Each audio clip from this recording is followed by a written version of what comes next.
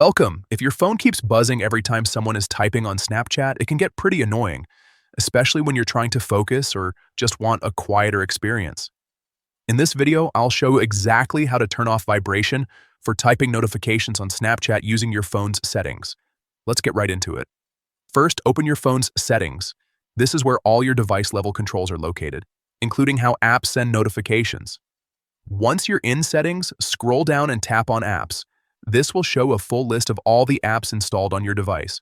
Now, find and tap on Snapchat. This opens the app-specific settings where you can control permissions and notifications. Next, tap on Notifications. Here you'll see all the notification options available for Snapchat. From there, tap on Notification Categories.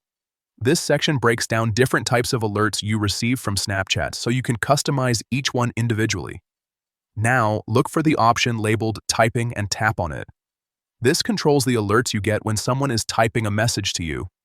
Finally, you'll see a toggle for Vibrate. Simply turn this off. Once disabled, your phone will no longer vibrate when you receive typing notifications on Snapchat.